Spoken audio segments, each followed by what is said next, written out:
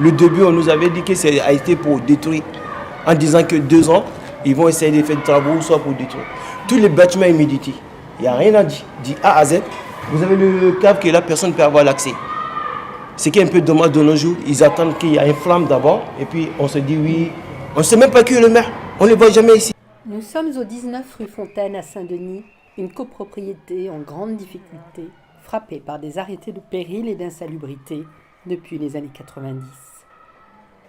Depuis la reprise de la gestion par l'équipe du syndic Relais Habitat, des travaux d'urgence sur les installations électriques ont été initiés et sont en cours de finalisation. Ici, rien n'est aux normes. Les installations électriques sont dangereuses et provoquent des incendies à répétition. Les fondations sont fragilisées par d'importantes infiltrations d'eau. Les difficultés se cumulent, la sécurité des personnes est en jeu et la plupart des logements sont insalubres et impropres à l'habitation. Mais des copropriétaires peu scrupuleux et des locataires en détresse font que la réalité est tout autre. Ici, une 50aine de personnes continuent à habiter. Le défi du syndic est de taille. Redresser la copropriété. Première étape, rencontrer tous les habitants et faire un ensemble de diagnostics précis. C'est l'une des spécificités de la démarche du syndic. Se rendre dans les parties privatives afin de réaliser un diagnostic social et technique. La maison, c'est le ghetto, ouais. On fait un petit diagnostic de toutes les parties privatives, de tous les habitants de l'immeuble, Oui. pour pouvoir voir s'il n'y a pas des situations difficiles, s'il n'y a pas des propriétaires malhonnêtes. Aujourd'hui, l'équipe est venue rencontrer M. Camara. Il est locataire d'un petit 2 pièces. Pour voir s'il y a des besoins d'accompagnement, par exemple au relogement. Des personnes qui ont besoin d'être relogées. Je ne suis pas en l'aise ici. Si j'avais, vous savez, la première chose, c'est une famille et une maison pour être tranquille. Vous avez un taf, vous êtes dans le paradis. Mais le moment qui, excuse-moi, ici, même mes amis, je ne les amène pas. Ça m'a déjà arrivé d'envoyer des amis ici, mais ils ne croyaient pas à la façon dont je bosse. Et puis pour dire que c'est mon appart, crois-moi, c'est pas. Quand je montrais le loyer, déjà, le début, on pensait que c'était une squat. Mais quand je montrais les quittants, ils ne croyaient pas. Il y a des gens qui sont squatteurs. Avant, ce n'était pas comme ça. Hein. Mais maintenant, des squatteurs, vous venez samedi, vous allez trouver musique qui joue partout. Par rapport à votre loyer, votre salaire. Le questionnaire est très précis et permet à l'équipe de prendre connaissance de la situation et de la problématique de M. Camara. Vous êtes ici parce qu'il y a nulle part d'autre. C'est tout, effectivement, Ouais. oui, c'est ça. Ouais, Oui, ouais. c'est ça. Si j'avais le soir, j'allais partir, même ce soir, j'y partais. Moreau, machin. C'est ensuite un diagnostic technique qui permettra de déterminer les conditions d'occupation du logement. Ici, rien n'est aux normes. Malgré l'arrêté d'insalubrité qui somme le propriétaire depuis longtemps de faire des travaux, rien n'a été fait. Il n'y avait pas tout ça. Pas vissé.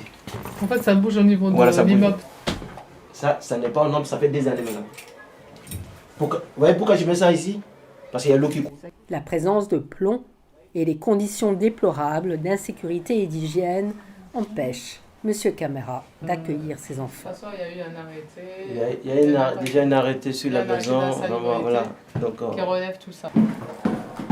bon après-midi. Le propriétaire de cet appartement est au courant qu'il y a des arrêtés avec suspension des loyers, mais il a continué quand même à demander le loyer à M. Camara, sachant qu'il ne paye ni ses charges ni les travaux.